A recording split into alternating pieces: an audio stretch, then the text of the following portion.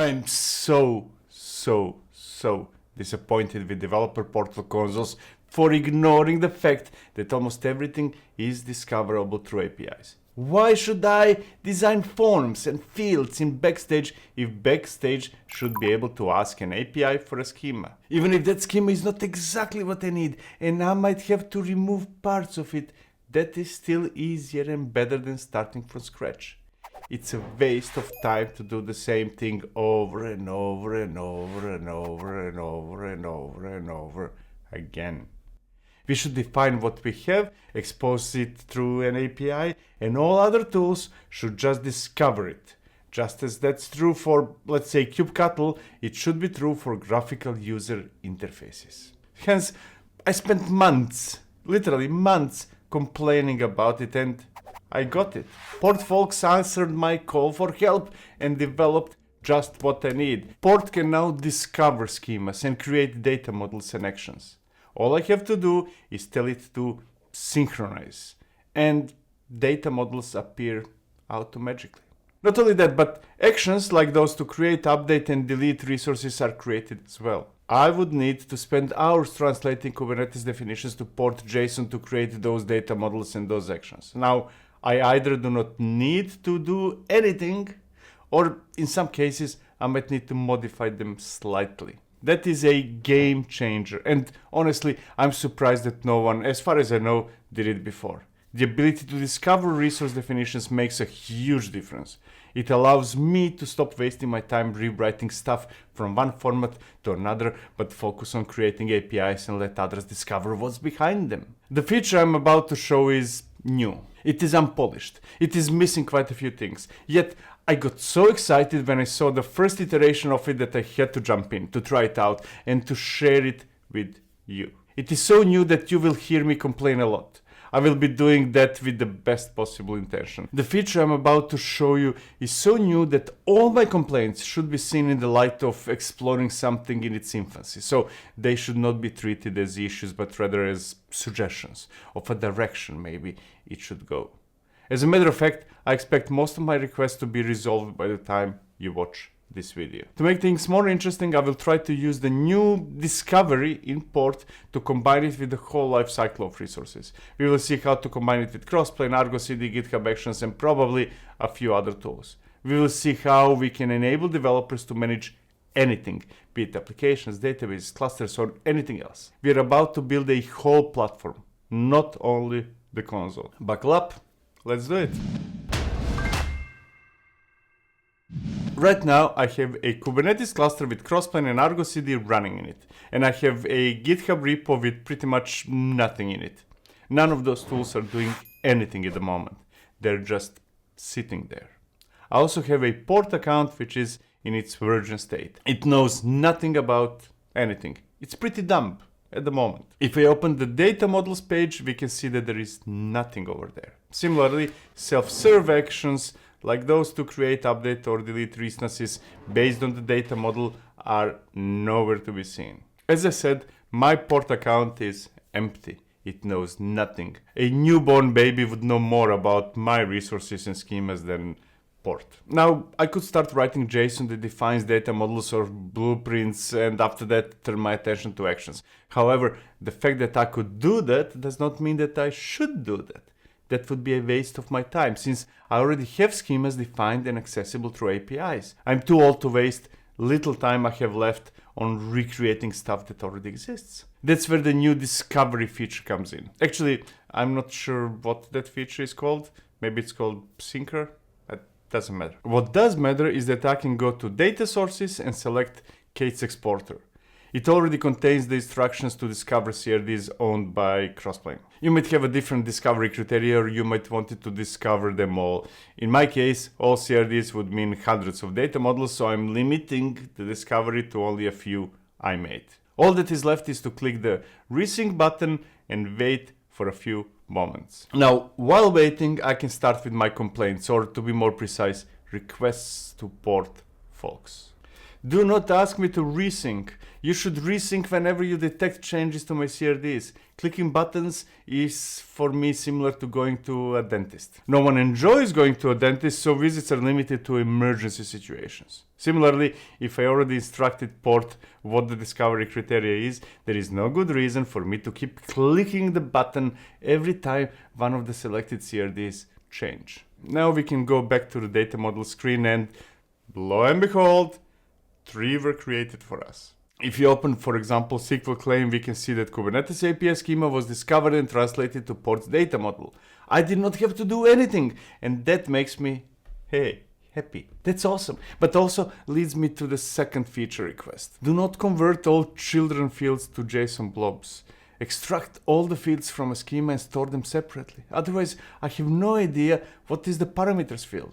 It could contain an unknown number of subfields. And that's not good at all. If you switch to the self-service page, we get an even better surprise. It turned those 3 data models into actions. We can create, update, or delete resources. If creation of data models is awesome, actions are amazing. If, for example, we would like to create a database, we can simply click the create button, fill in a few fields, and click the execute button. However, that's not what we'll do. A field is missing, so we should edit first. We can do that by selecting the edit option in create SQL claim. From here on, we could edit using the graphical user interface, but given that too many colors scared me, we'll switch to the JSON view by clicking the edit JSON button. That JSON contains, among other things, all the fields discovered from the CRD, thus proving that port can do it, and making it even more confusing that the same did not happen in the data model. My first feature request. Some of those fields are visible while others are not. Port chose to put only required fields as visible and all the others as hidden. That makes a lot of sense when working with third-party CRDs like CMPG or Knative. They contain more fields than what we might need. However, the CRDs we are using today are not third-party. They were created by me through Crossplane compositions. If I did not think that people in my organization need some of those fields, I would not include them in the CRD. Hence, for our own CRDs, it would make much more sense to have them all as visible by default, with the option to hide some of them. That leads me to the third feature request. Port folks, listen, I know you will watch this video. Please add the option to have all fields visible by default when specifying syncer. You're making me waste my time by having to enable them for no good reason. Come on. Going back to the task at hand. The field that is required for SQL claims to work, yet not visible out of the box, is composition ref name. So we will change visible to true and click the save button. There is one more thing that we can do to make the user experience much better.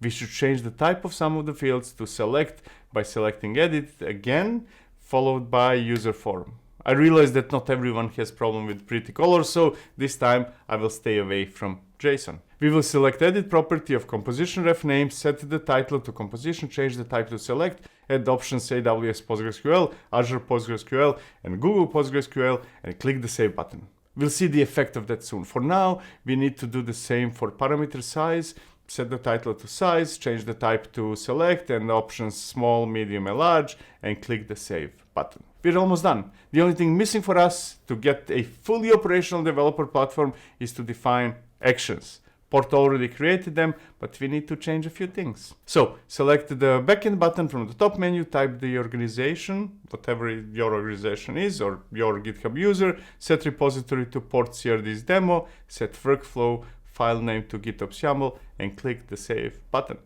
From now on, whenever we choose to create a database, port will execute the specified GitHub action and pass it all the information it has. That's an awesome feeling that is about to be crashed by another annoyance. We need to do the same for update SQL claim and delete SQL claim. So this is now boring. Edit, update SQL claim, click the backend button from the top menu, type the organization, set repository to port CRD's demo, set workflow file name to GitHub YAML, and click the save button. Since doing the same thing twice might not be annoying enough, let's do it one more time. Edit, delete SQL claim, click the backend button from the top menu, type the organization, set repository to port CRD's demo, set workflow file name to GitHub YAML, and click the save button. As you can guess, another feature request is coming up. Here it goes. It's pointless to do the same thing over and over again. There should be an option to say the same organization repository and workflow file name applies to all of selected actions. And just go. Now we're getting to the part of the video that might cause developers to have a minor orgasm.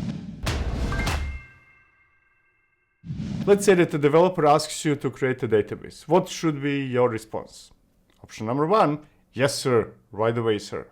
An alternative would be to say, stop bothering me. Do it yourself. Go away. I prefer the latter. Calling someone sir is not something I'm inclined to do. The developer can simply click the create button in create SQL claim, pick a composition that will create the database in AWS, Google Cloud or Azure, use silly demo as both the ID and the SQL claim name, set a team as the namespace, specify the version of the database, and click the execute button. That's it. That's all there is to it. The developer had a great experience, all thanks to you creating a database as a service solution. Nevertheless, here comes yet another feature request. Namespaces could be imported as a blueprint and available as a select list. We can do that today.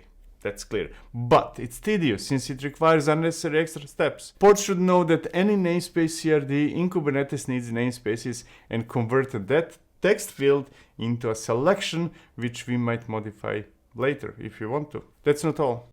That developer could now go to the catalog and open the list of SQL claims. The silly demo should be there and he or she could see all the details. And that's awesome and effortless, yet there's still room for improvement. Do not show JSON. It's silly in this context. Convert it into keys and values instead. Show them one below another. Users of the platform should not have to deal with the internal complications related to ports data models. Nice thing is that we can hide the fields that might not be relevant. I will leave you to discover that part by yourself since I just got distracted by yet another feature request. Hey, come here, port folks, listen. Where are statuses and events? Seeing the same data as those users specified is great, but what really matters are statuses and events. How can the developer know whether the database is working? If it's not working, how will they find out what's wrong with it? We're running blind here. We saw that it is relatively easy for service providers to enable their services to be consumed through a graphical user interface as well as developers to consume those services. When we created a SQL claim, the end result is that quite a few resources were created auto-magically in one of the big three hyperscalers. Without further explanation, what happened could be considered magic. But since I have no intention to act as a shaman, we should probably discuss what happened behind the scenes. Here's what happened. Port retrieved information about all the API endpoints that match the specific criteria. Since that API is Kubernetes, those endpoints are custom resource definitions. Once Port got the information it needs, it converted it into its own internal format and generated data models or blueprints and self-service actions. We had to make a few changes here and there, but other than those, everything was done automatically without any human intervention. Those CRDs were created by Crossplane compositions which enable us to create services. In this case, there were 3 such services. One that manages applications, one for clusters, and one for databases. When the developer triggered one of those self-service actions, a request was sent to GitHub Actions to start a workflow which created a manifest in the repository. Argo CD, in turn, was watching that repository, and as soon as a SQL claim manifest was pushed, it synchronized it into the cluster. Since the resource defined in that manifest is Crossplane's claim, Crossplane expanded it into a bunch of managed resources that created some resources in that same cluster and others in whichever hyperscaler developer chose. At the same time, port agent running inside that cluster noticed creation of the claim and pushed that information, which eventually we observed in the catalog. Here's the best part though. It took me more time to explain what happened than to set it up. Now that we saw what happened, let's discuss how it happened. The first thing I did was to create a Kubernetes cluster that will act as a control plane. Inside the cluster I installed Crossplane, Argo CD, and Port Agent. From there on, I installed Crossplane providers that created custom resource definitions and controllers like, for example, those that can be used to manage resources in AWS. We can see those by listing all CRDs. There are a couple of 100 different CRDs over there. If you're not familiar with Crossplane and providers, please watch those 2 videos, both of those 2. You'll thank me later. Then he created compositions that manage applications, clusters, and database in AWS, Azure, and Google Cloud. Those compositions also created custom resource definitions. We can see them by filtering the list of CRDs with DevOps. Since I don't want to convert this into a never-ending story, I want to explain how to create compositions, just as I want to explain in depth what's coming next. I already did that in various videos, many of them being related to Crossplane. So watch those, and the links are in the description if you're not familiar with Crossplane compositions. The important thing to note about CRDs is that they are API endpoints and their schema can be discovered. We can do the discovery using kubectl explain command. What matters for this story is that port could discover the schema, and that's what it did. That same schema, together with a few others, was imported into port and translated to its own data models, or blueprints and actions. When we triggered the action to create SQL claim, port sent a request that executed a GitHub Actions workflow. Here's that workflow definition. The inputs fields are probably self-explanatory. Port sends us the operation, which could be create, update, or delete. Then there is a triggering user and the port's run ID. The manifest contains, the manifest created through actions form, while folder represents the directory where the manifest should be stored. It is set to be /apps by default. The steps in the job are relatively simple. We are doing code checkout and installing JQ. Port GitHub action can be used to propagate a log message back to port UI. The action is happening in the manifest tab that converts ports JSON into YAML and extracts resource kind, name, and namespace from that YAML. We are using it to generate a unique path of the manifest. Finally, if the operation is to delete a resource, the file is removed. Otherwise, the temporary YAML manifest is moved to the path. Finally, the last step pushes the changes back to the repo. It is a relatively simple workflow, which is similar to what we would normally do without port. Generate the manifest and push it back to the repo so that Argo CD can synchronize it with the cluster. Now, I'm assuming that you're familiar with GitHub Actions. If not, please watch that video over there. Also, please note that it does not have to be GitHub Actions. Port is flexible and can send requests to almost anything. We can confirm that port indeed triggered that workflow which pushed a manifest to the repo, and we can do all that by pulling the latest version and listing all the files in the apps directory.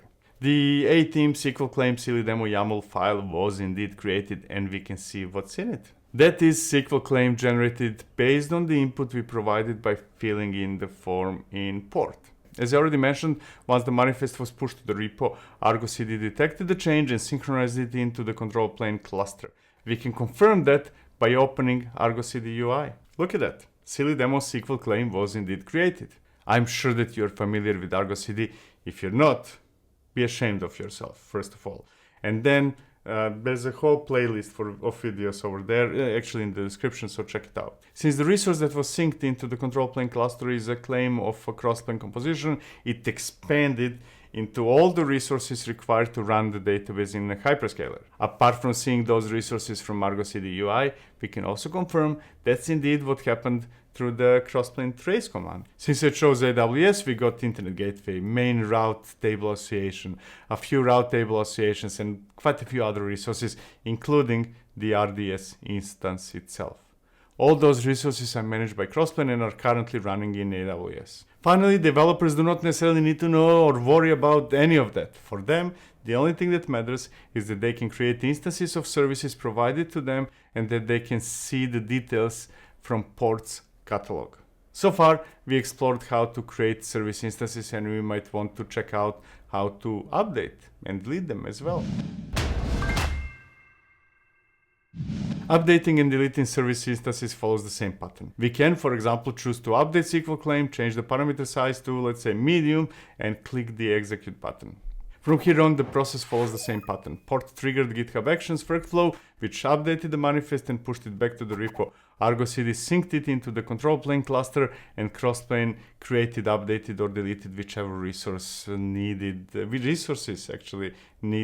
a change. Normally, I would not bother showing you that's what really happened, since you probably trust me by now, hopefully, right? Nevertheless, I do need to pull the latest code and output the manifest. This is a good news, bad news type of situation. On the bright side, port correctly identified not only what we wanted to change, but also the previous state of that resource. For example, it figured out that the namespace is 18 without us telling it that information. The bad news is that it pulled some information from the cluster that should not be in the manifest. For example, the composition revision ref is not something we should specify, but a value auto-generated, in this case by Crossplane. And that leads me to yet another feature request. Hey, this is another message to port folks. Do not add values that were not specified in any of the forms unless explicitly set by whomever is designing actions. Instead, compare the actual resource with whatever is stored in port, or in Git, or wherever else you might find the desired state. That's up to you. That was hopefully the last feature request, at least for today. Finally, we can just as well close the circle by opening self-serving page, clicking the delete button in delete SQL claim, selecting silly demo, and clicking the delete button. And that's it. The database and everything around it will be gone in a few moments. It will be deleted from port and from the repo and from the control plane and from AWS and from wherever else it might be. It's gone forever. Gone. Unless you go back through the repo history. You might find it there. Thank you for watching. See you in the next one. Cheers.